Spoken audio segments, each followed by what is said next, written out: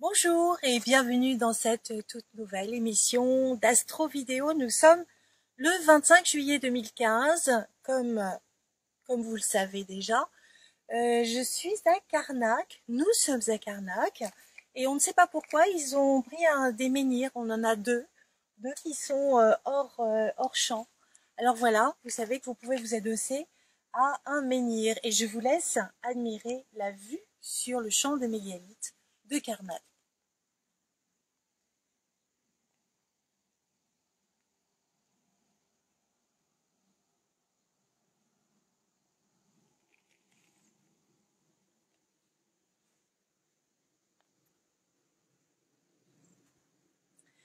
Alors ça me fait rire parce que je ne sais pas si vous connaissez la série Outlander avec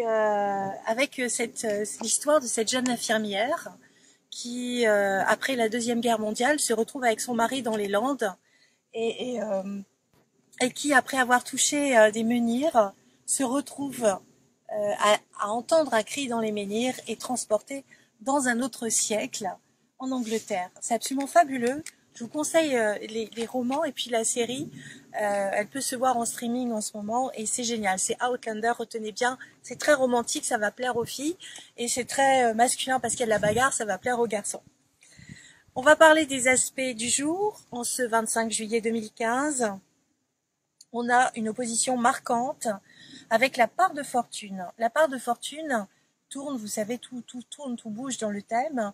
Et elle est venue à la toute fin du Capricorne se mettre en bon aspect avec d'une part le chemin de vie en balance, donc ça va donner une inspiration, une joie de vivre, puisque cette part de fortune est juste à côté de Cérès, c'est un peu une étoile fixe, c'est pas un peu, c'est une étoile fixe, qui est un peu dans l'ambiance du signe de la Vierge.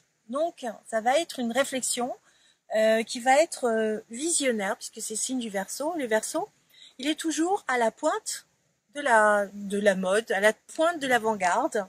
Et quand il va vous donner une information, le Verseau, il aura déjà vraiment, j'allais dire mâché, il n'en aura plus besoin et il passera à autre chose.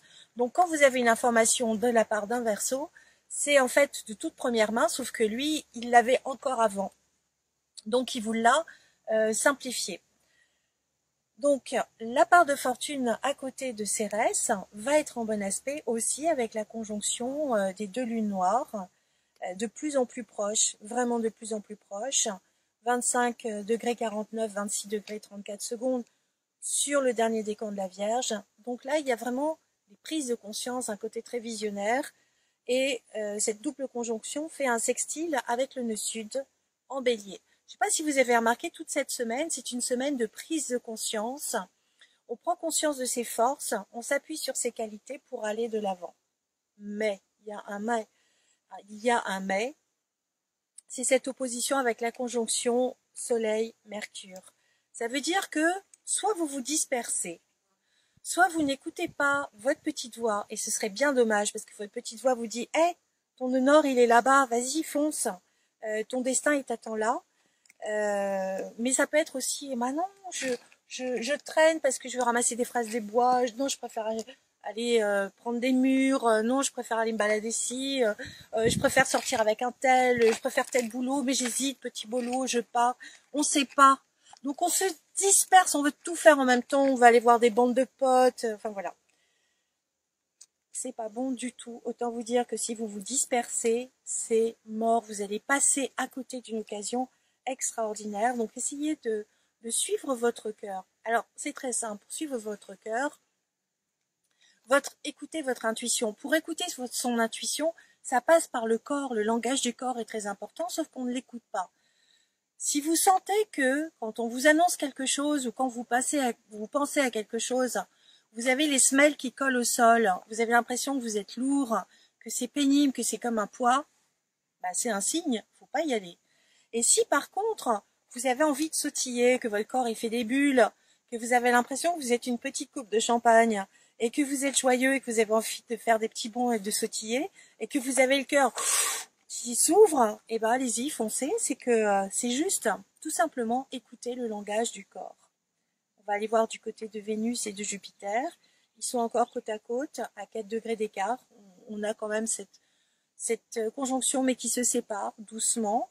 Et les deux sont en carré à Saturne. Donc, ça peut être une sorte de jalousie aussi, hein, de dire hey, toi, je veux pas que tu ailles lui parler, ou tourne la tête par là, et c'est par là que ça se passe. Vous voyez, vous pouvez être très dirigiste, étouffant, ou vous sentir étouffé. C'est pas très bon. C'est pas très bon. Donc, il faut rester cool. Et une petite pointe d'humour, hein, trigone entre Jupiter et Uranus.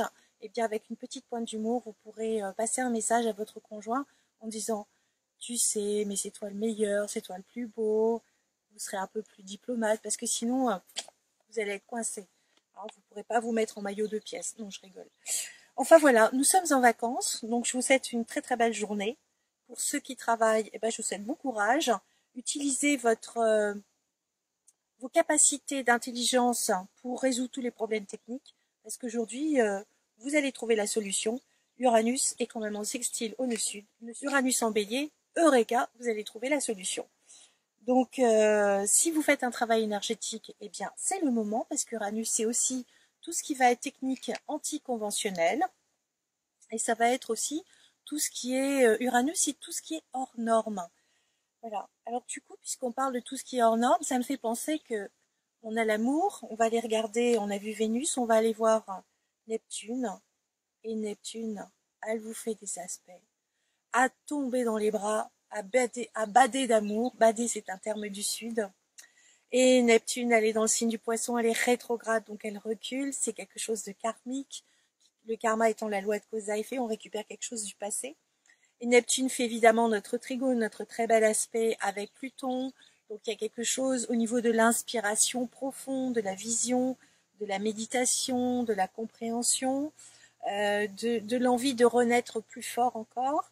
Neptune qui fait un très bel aspect avec la Lune, la féminité, donc quelque chose de très amoureux. Donc beaucoup de femmes vont être amoureuses, alors messieurs, soyez bien à la hauteur. Et si vous voulez prendre des responsabilités, Saturne est fort.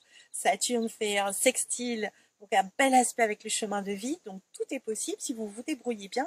C'est une histoire qui peut marcher, qui peut aller beaucoup, beaucoup, beaucoup plus loin et qui peut être réparatrice.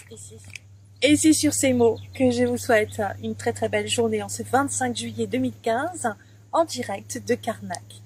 Au revoir mes petites étoiles.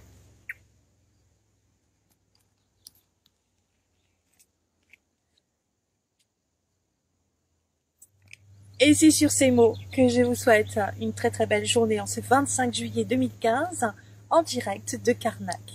Au revoir mes petites étoiles.